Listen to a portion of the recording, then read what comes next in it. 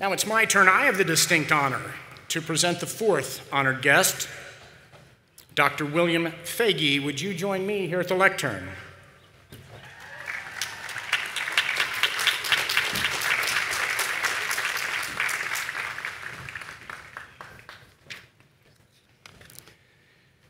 Dr. Foege actually stood at this spot, or nearby, 30 years ago, where he already has received an honorary degree from Emory University. So today we get to bestow upon him another honor, and it is the Emory President's Medal. It was commissioned in 1995 and first awarded to His Holiness the Dalai Lama, and most recently to President Jimmy Carter. The award is presented to individuals whose impact on the world has enlarged the sphere of culture and cultural understanding and has enhanced the dominion of peace. The citation reads as follows: William H. Peggy, physician to the world, impelled by faith, you sought to diminish the suffering of humanity brought on by disease. From your first base of care in a Nigerian mud hut to your leadership of our nation's preeminent public health agency, you have exercised the most profound compassion blended with science of the highest order, devising a strategy of surveillance and containment. You demonstrated the means to eliminate the ancient and terrible worldwide scourge of smallpox. Stepping from government service to direct the Carter Center, you allied yourself with Emory and joined us as a professor. Deep thinking, optimistic, guided by evidence and hope, you have made of science and medicine a foundation for public health and social justice. For your heroic efforts and extraordinary success in leaving a better world for generations yet unborn, we proudly confer upon you this, the Emory President's Medal. Thank you.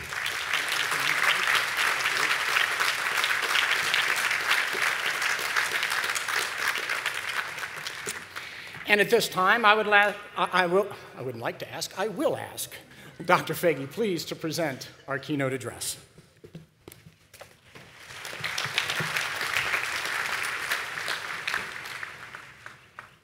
Thank you, President Wagner, for two surprises.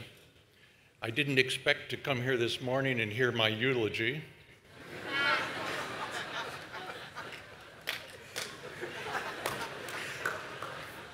And the second surprise was having heard my eulogy to find out I was alive.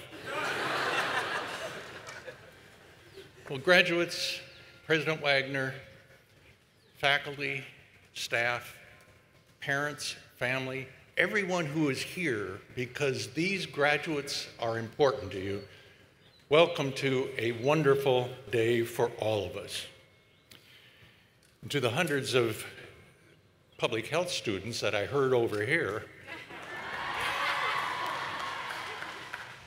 you came to the right school. Why do we have commencement talks? I'll tell you, but first a diversion.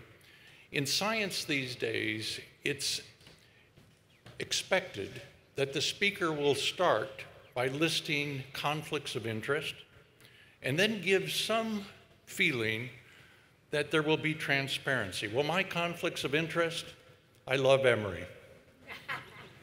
And I appreciate what Emory has done for me over the years. I appreciate the medical care Emory has given to President and Mrs. Carter so that they've had a long and productive relationship. I appreciate the fact that Emory has made global health a university-wide priority. And I appreciate what Emory has done in the advancement of the treatment of Ebola. And I appreciate what Tim Olson's team has done.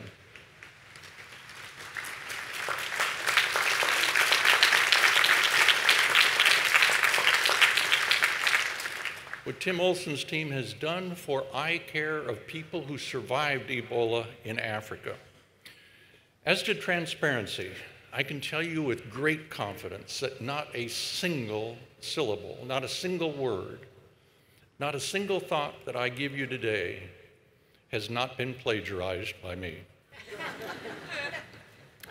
Now, why Commencement Talks? Well, 50 years ago, I was on the way to Africa with my family. We stopped for 10 days at the London School of Tropical Medicine to talk to teachers.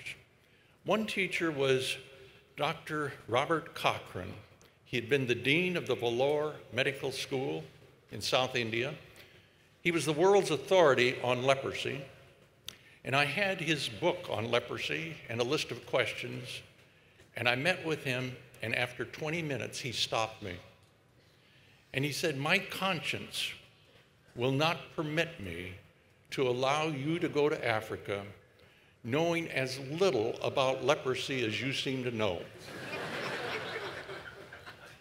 And he took me to his house for 3 days and lectured and showed me some of his 16,000 leprosy slides. And I tell you, it was a thrill at first. By the third day, I realized the passion to teach far surpasses the passion to learn.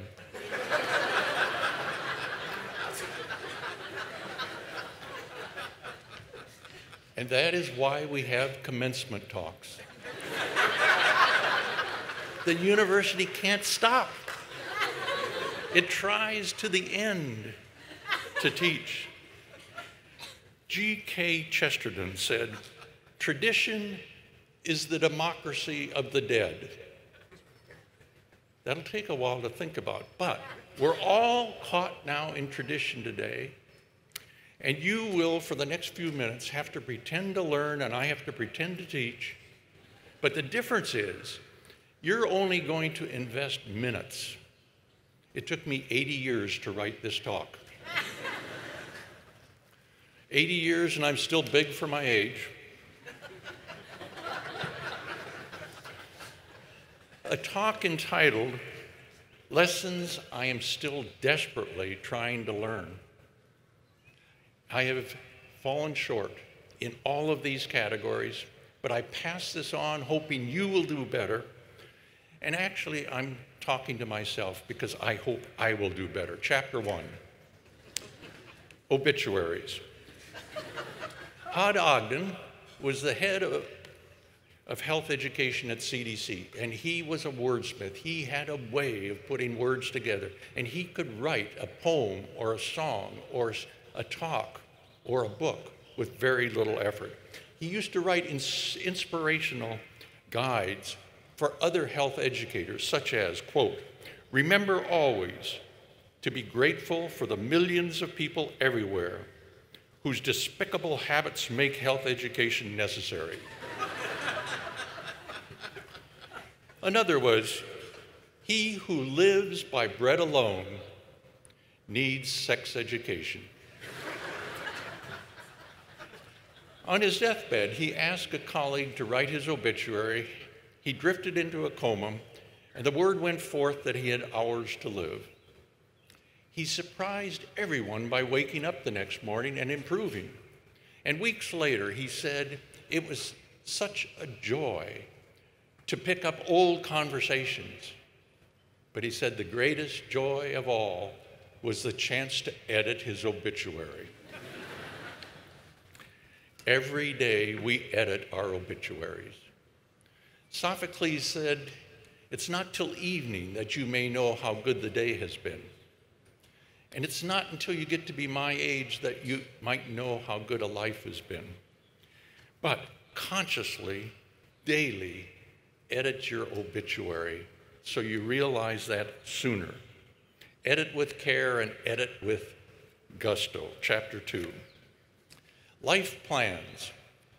When my grandfather was born during the Civil War over 150 years ago, everyone who knew the family knew his life plan the day he was born. He would become a farmer like his father and his grandfather before him. Times changed. When I was your age, everyone was telling me to develop a life plan.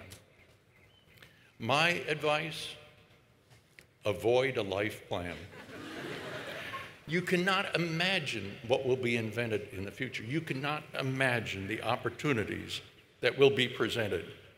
You enter a world of infinite possibilities, confusing ideas, continuous changes, but a life plan will limit your future. Chapter 3. Instead of a life plan, spend your time developing a life philosophy. And then you will have tools to evaluate every fork in the road. What is truly important to you? Tradition is the DNA of our beliefs. Question those traditions. Because we are slow to question traditions, we allowed slavery. Because we are slow to question traditions, we allowed gender inequities, a bias against sexual orientation, religious and cultural intolerance. When this university was less than a decade old, the president of Emory was on a committee that concluded it was okay for bishops to have slaves.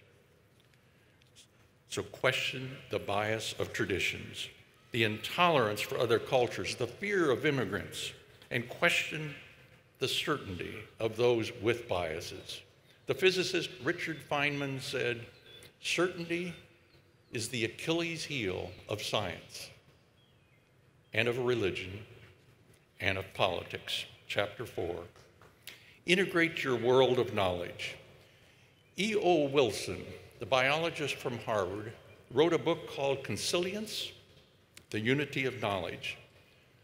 And he reminded us that the statement of C.P. Snow that we would never bridge the gap between the sciences and the humanities, he showed that that was not true. We do it every day. His definition of the word consilience is the jumping together of knowledge. I love that phrase, the jumping together of knowledge. The Earl of Shaftesbury also encouraged this harmony between the parts of knowledge and the whole of knowledge. And he concluded that good, in parentheses, is when you concentrate on the needs of the group rather than on your own needs. And he said the bigger the group, the better you are. So you see why you want to be globalists. And you can tell from what President Wagner said, this is a globalist institution. Einstein said, nationalism is an infantile disease. He said it's the measles of mankind. Not just globalists, but be futurists. Be good ancestors. Remember that the children of the future have given you their proxy, and they're asking desperately for you to make good decisions, to take seriously climate change. The opposition to climate change is not only fierce, but it's powerful, since many of them are in Congress.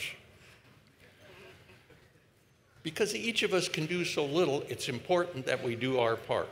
Those of you who follow basketball may know the name Stacey King.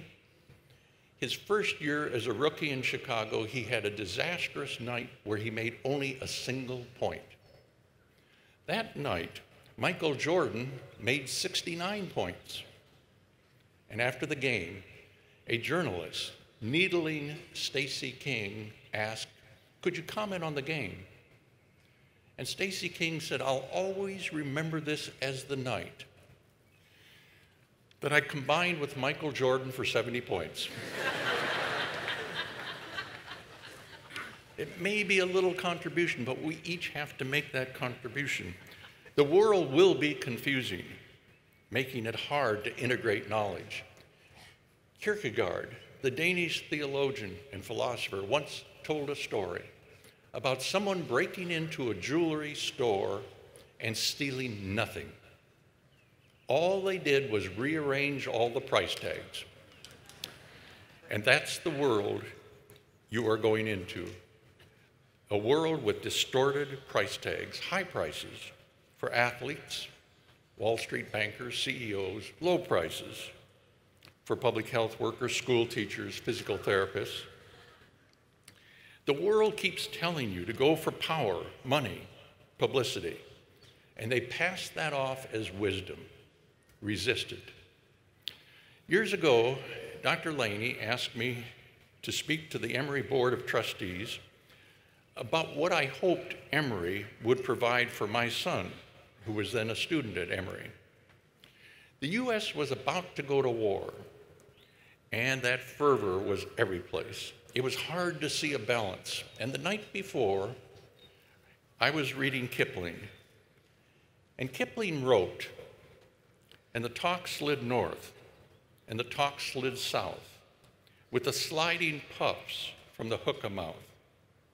4 things greater than all things are, women and horses and power and war." I knew that wasn't right. I knew that was offensive, and I wondered. So that night, I had the audacity to rewrite Kipling of what I wished he had said to my son and to this school.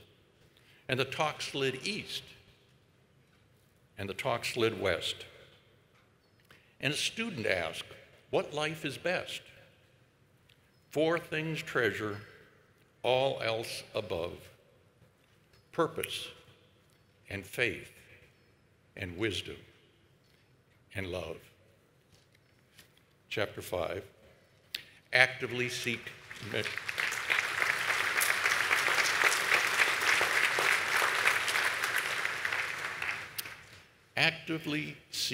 mentors.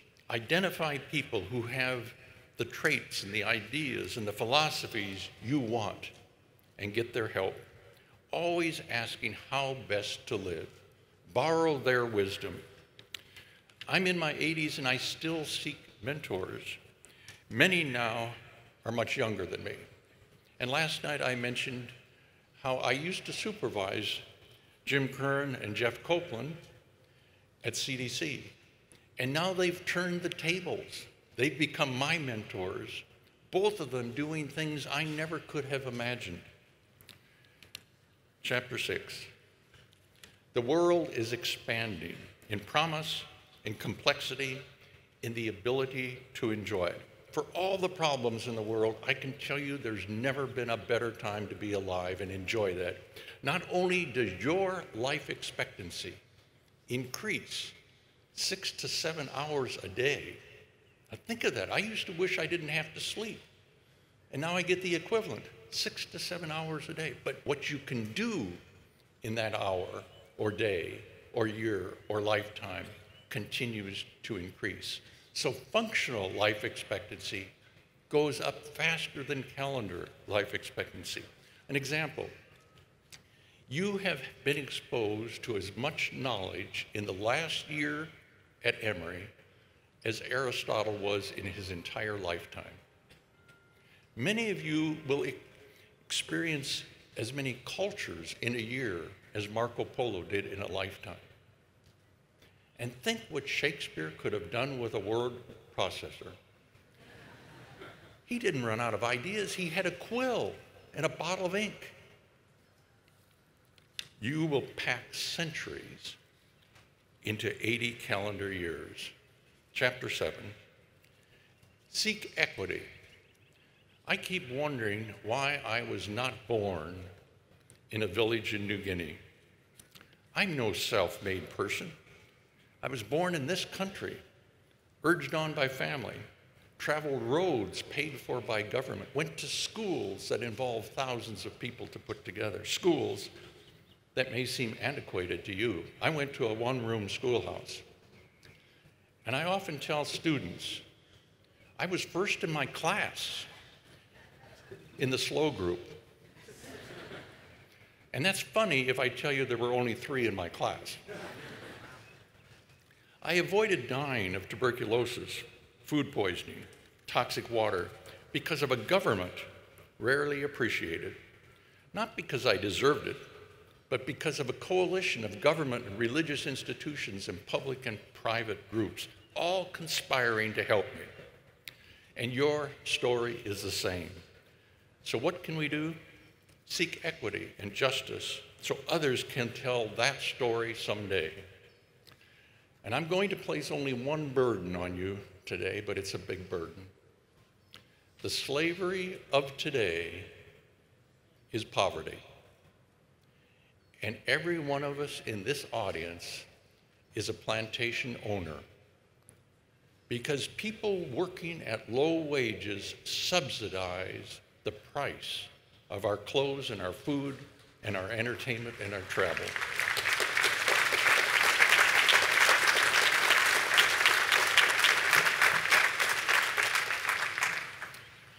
And because I benefit, it makes it so hard for me to want to change. But even $15 an hour, think of that, it's a step forward, but it compromises life for millions of families.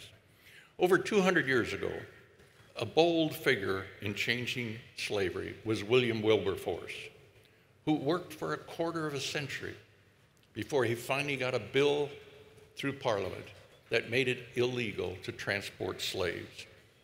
William Wilberforce was influenced as a child by the Wesley brothers. We need William Wilberforces to combat poverty.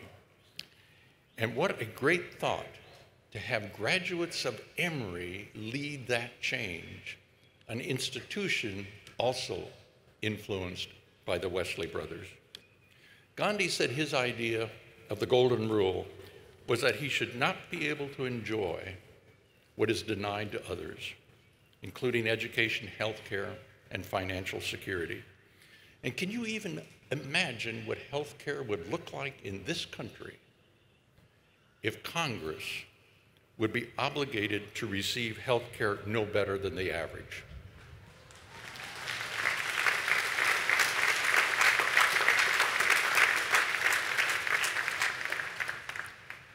Chapter 8, and this will surprise you, seek serendipity. We often think of serendipity as a random good fortune, but the origin involves three princes and Serendip, the Persian name for Ceylon, now Sri Lanka. A professor at Emory, Marion Creekmore, was once ambassador to Sri Lanka, or Serendip. And the original story tells about a lost camel and how these three men, finding small clues that other people missed, figured out where that camel was. Today, this would be the equivalent of reading a Sherlock Holmes story. And I think this is the ability comedians have to see things that we don't see until they say them, and then suddenly we realize they're funny. We're told that this can be learned by being in the moment and actually looking for connections. Henry David Thoreau said, "It's not what you look at that matters, it's what you see." Chapter 9, civilization. We like to feel we're civilized. How do you measure that? The usual versions look at science, technology, wealth, education, happiness. Every measure fails. But there is one measure of civilization, and it comes down to how people treat each other. Kindness is the basic ingredient. At the request of a friend, I asked President Carter what his favorite Bible verse was, and he sent back a verse from Ephesians, "Be ye kind one to another." 5 months ago, we attended the funeral of my brother, and his son Tom related that when he went to college, he asked his dad, "What advice do you have?" And my brother said, "Be kind to people." Plato said, "Be kind to people because everyone you meet is fighting a hard battle." That is the ultimate measure of civilization, how people treat each other. It's the measure of a civilized person. It's the measure of a civilized university. It's the measure of a civilized politician. The measure of a civilized state. And I'm sad that in Georgia we've rewritten Matthew 25. So it now says, "When, Lord, did we see you sick and not provide Medicaid?" It's the measure of a civilized nation. The World Health Organization is criticized correctly for its response to Ebola. But you never hear people talk about how the United States and other countries every year reduce their budget. We save more money in this country each year because of smallpox eradication than our dues to WHO, and yet we join countries to tell them to reduce their budget. One year, the US was not going to pay its dues. I wrote an editorial, and I quoted Dolly Parton, who said, "You would be surprised how much it costs to look this cheap."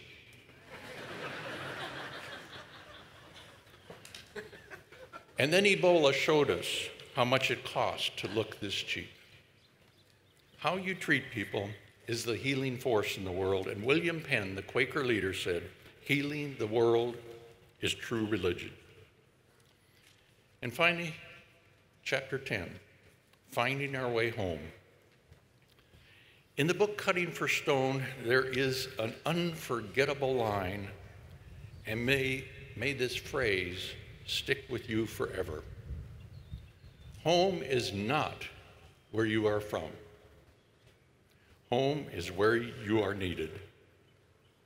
As I congratulate you on what you have done, I also hope we all find our way home. Thank you.